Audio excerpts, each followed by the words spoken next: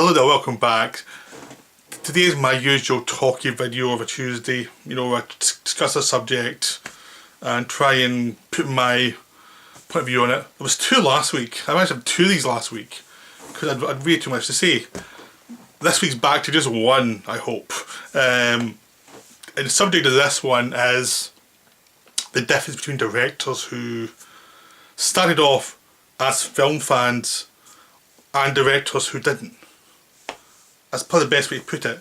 Because some directors grew up with films as a part of their DNA early on. They started watching films from when they could open their eyes. They got obsessed by it. It was their thing. It was their sort of connection to the world. It's a way to express themselves in the world. And they saw the world through stories in a lot of ways. Oh, they saw the world, but they found a way to express themselves through stories.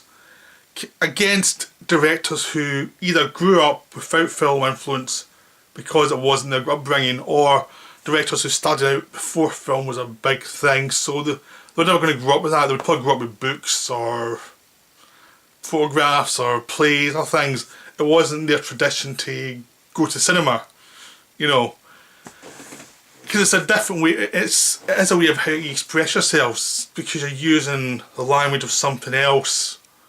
Or if you have that language, and all its cliches, direct. And how does that affect you as you become a film director? So that's my subject. So the first thing to really look at is directors who started with films as their source. You know, these are kind of the movie brats, and the directors of the 70s have started it, and it's continued. I mean, if you look at someone like Wes Anderson, he seems to have seen a lot of films, a lot of sort of strange films with him, but because he expressed himself very visually. In recent years, directors that have learned from the movie brats. The movie brats were like Brian De Palma, Spielberg, Coppola, Scorsese. You had people like John Campbell who weren't quite movie brats, but who grew up in the same era, and Walter Hill, people like that, who all had that kind of thing to them where they grew up with films basically on TV, because TV started in the 50s in America. They were 50s kids, so they were watching TV, and they watched it the same way I'd watch stuff now, or way I'd watch stuff when I was a kid, where you had things like movies on in the morning, you had cartoons. Your way of expressing yourself came through the visual image. That was a cheap thing to show you. And from the people like Spielberg onwards, other directors started off that way because they would watch Spielberg films, Scorsese films. Even though those directors had different styles, Scorsese was more realistic. To a degree, he's still very stylised. And Spielberg was more based in fantasy, and so was Lucas. The people that grew up beyond that all were following that mode of expression. So even directors like Aronofsky, who's, let's say, a bit more pretentious than Wes Anderson, even though they're both art house things, he tries to look more literary, but it doesn't really come off, because it still does seem like he's getting a lot from films. Like the way he does things, it just seems like he's watched way too many films. I mean, I did the same, everyone done the same in my generation. Your main expression, your main input was cinema, because it was a dominant force of the 20th century, so you have to be an aberration not to have that. I mean, you'll watch the films, and it depends on your interest, of course, because some people like films, but it's one of many things. They like sports, they like all these other things, so they do, it's the one thing within a lot. Some people like visual images, but they prefer TV, which is a different feel to it. It's boxed in.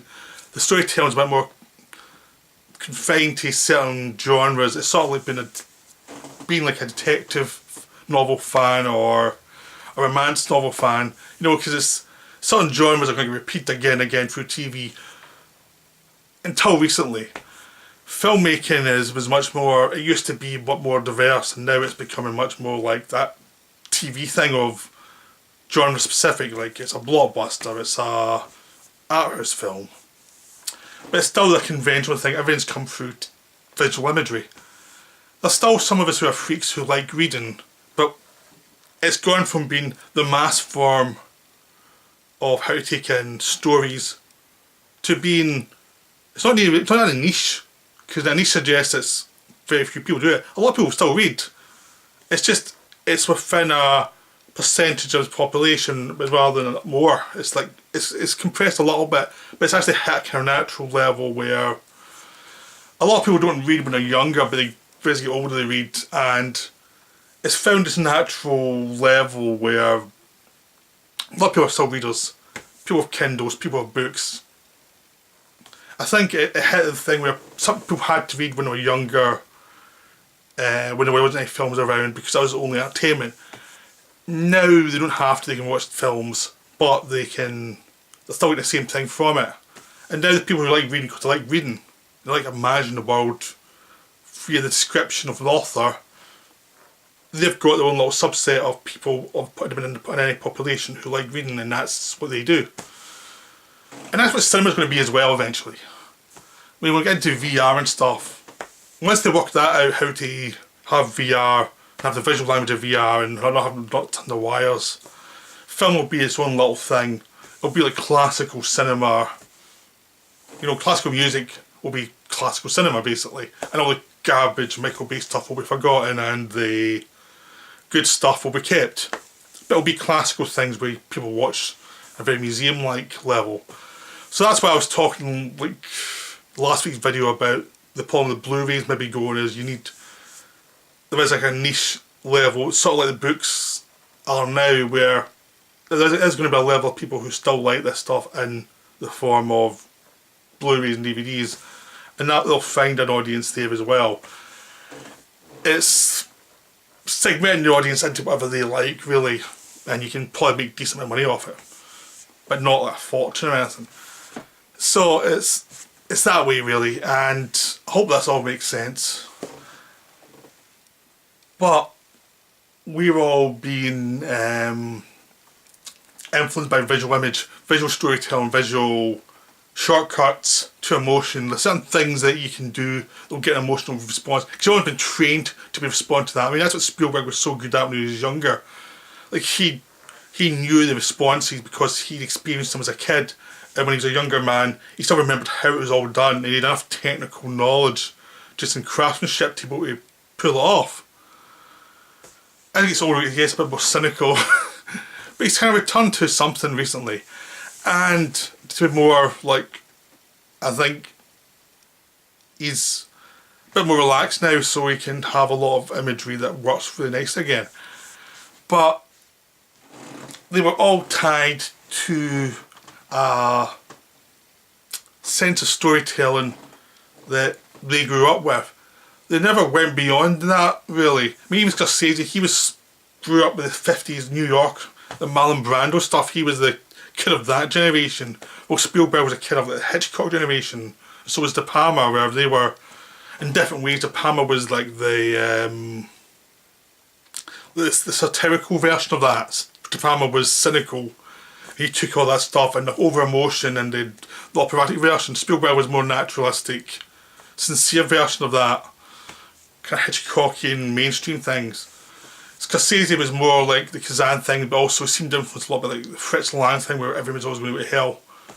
Till recently, you know.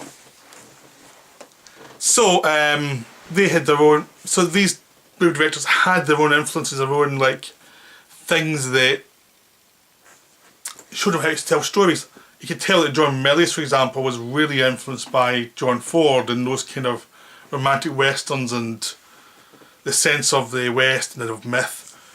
In the same way that, you know, I've just Waterhill had the same kind of thing. He was a bit more downbeat about it, but he was still the cowboy story.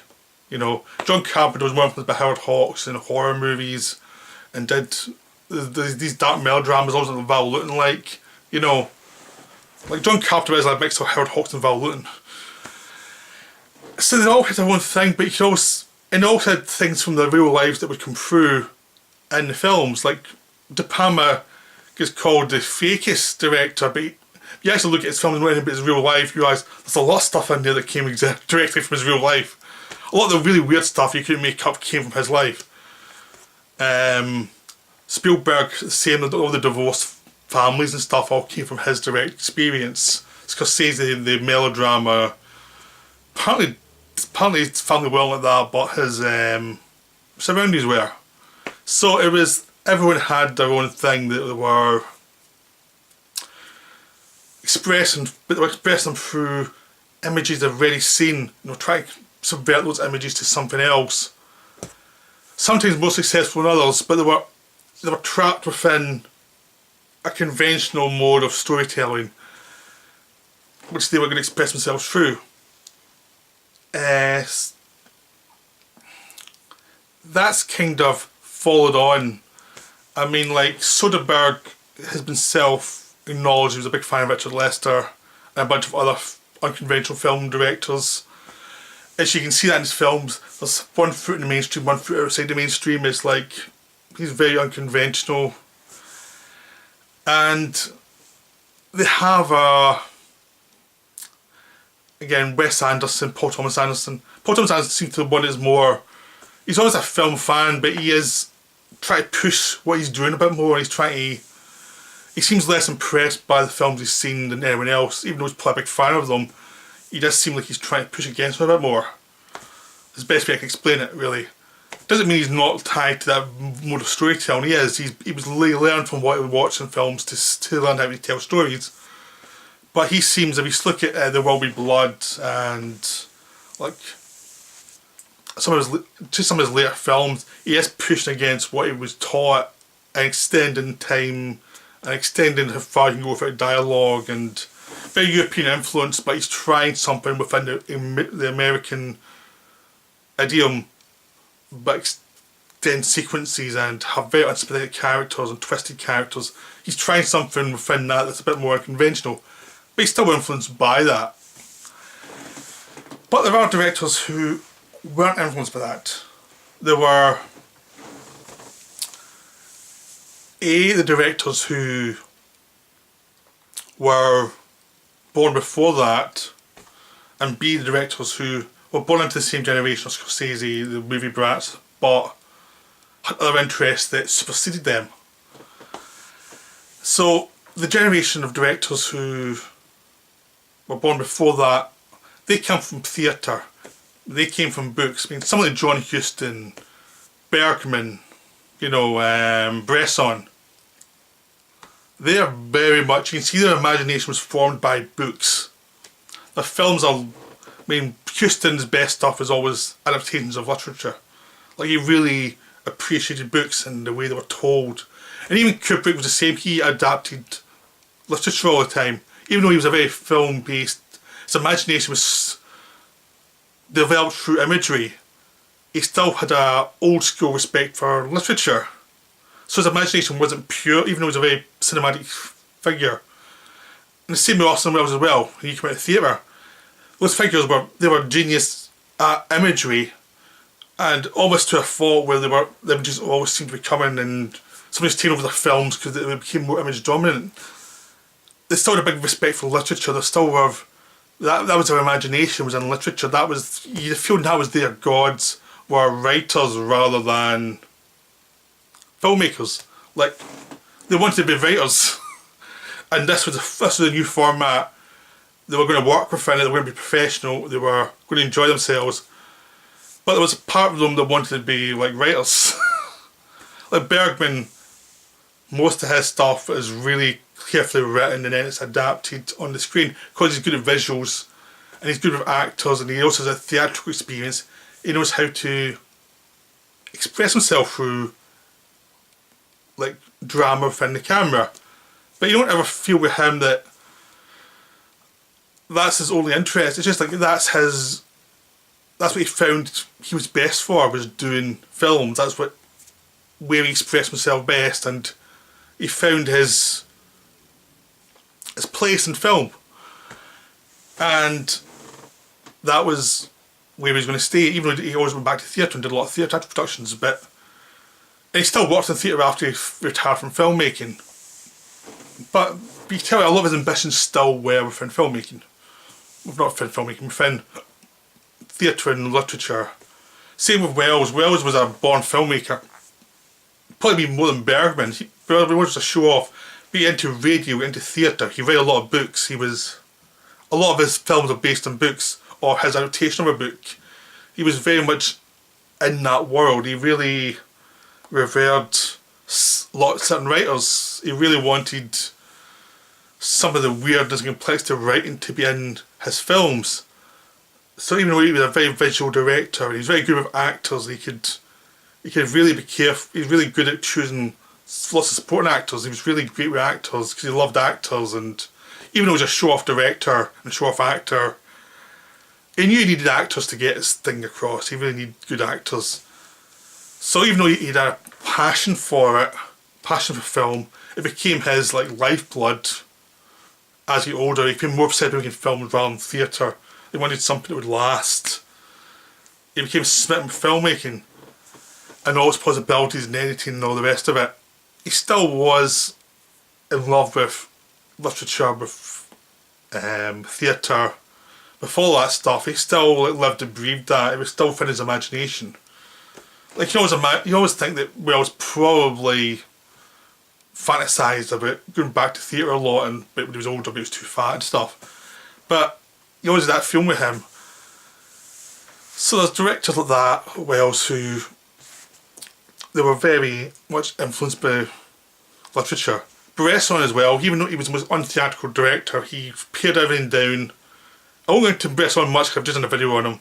I'm doing a series of videos on him just now. But a lot of stuff was based on people writing diaries. It was based on guilt and guilty characters who had lots of problems, but he wasn't going to put any psychological reading into anything. Get to interpret everything yourself. But it was still based on literature, the modes of literature, the slow pace of literature where you had to have patience, you had to invest something into it. So he was taking a form of literature and putting it on the screen, where you had to be a participant in the drama. Okay, that's something that's completely gone now from cinema, because it's almost like they have to put music at you all the time to get an emotional reaction. It's like everyone's seen Spielberg films too many times, so now they can't live without that big score when something happens. It's like something really important, you need a score. And Bresson doesn't really do that. And it's a different type of filmmaking. And that's what's impressive about those older directors. Wells was great with music to create emotion, but it wasn't just a one level emotion. There was multiple layers of emotion, sound, acting.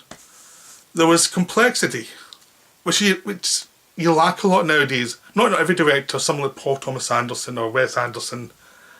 Love the Andersons, apart from the Resident Evil Anderson. Some of the better directors all want to have complexity in their imagery and in their stories, but it does seem they've lost a lot by not having that kind of ambition towards literature as part of their upbringing.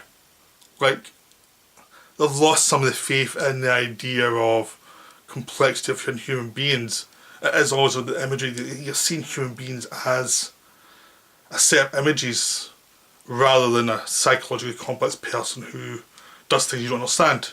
That's kind of lost in a lot of directors. Even art house directors, you get the feeling you're still watching archetypes rather than people. Even films where some directors who get good reviews, I'll just look at them as it's not a person, it's just this series of cliches. They're just more restrained and the boring blockbusters. I don't feel like I watch a person still.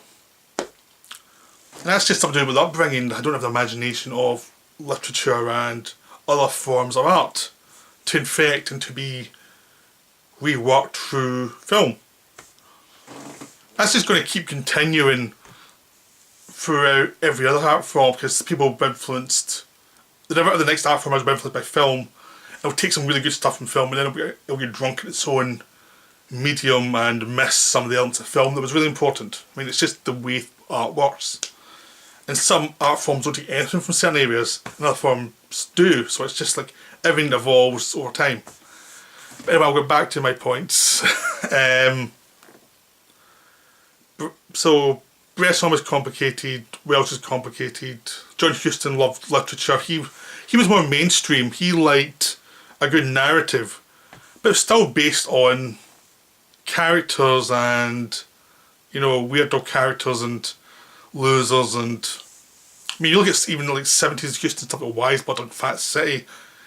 He was still interested in weird characters and not having a overdone camera style. Even every decade Huston was making, it always made disasters, but he also made, like, he always seemed to make disasters. It was interesting, but he also made films for himself that were interesting characters. So he was a weird one, but he still, you could tell his imagination was based on an older era than we're used to. Same with John Ford and all, and Howard Hawks and all the rest. They were based in theatre and pulp novels, and you always felt that John Ford read a lot of pulp novels when he grew up. That's always feel with his films. He read too many pulp novels. Howard Hawks seems like he was a cynical bastard most of the time who read a lot of theatre. But the imagination came through other stuff and it would end up evolving into film. And that's really important. So someone like Coppola's in the middle. You tell that he'd read some books. He was more interested in books than some of his contemporaries. But he was too drunk in film at the same time. He really was drunk in film, and as he got older he lost the literary interests compared to what he used to do. And it became more about the visual elements, and the visual elements weren't his strong point. Visually he only ate other people. But in character he was a lot more interesting. And like structure of screenplay and adapting it. If you look at The Godfather and things like that, conversation, it's much more interesting the way he adapts things, the way he's got a classical structure. Even though he's trying things visually, they aren't the visual montages and all the rest of it, Apocalypse Now and Godfathers, they're all good. But there's still a point A to B to C to D. Even though Coppola was self-indulgent in Apocalypse Now and we went mad during the making of it, if you come back down to it, Melis's script of A to B to C to D really kept him going. You know, and he kind of lost that in the 80s where he just seemed to lose interest in narrative and just become this visual director that didn't seem to give a damn. So now I'm going to look into directors like Cronenberg and Paul Schrader and Richard Lester, who are directors who I actually hear them speak, grew up the same period as from the late 50s onwards, or Lester was a bit earlier. But their upbringing meant they didn't see many films. They weren't film fans. They just weren't that interested. When Lester was an older generation, he came in Britain in the 50s, well, Cronenberg and Schrader were still growing up.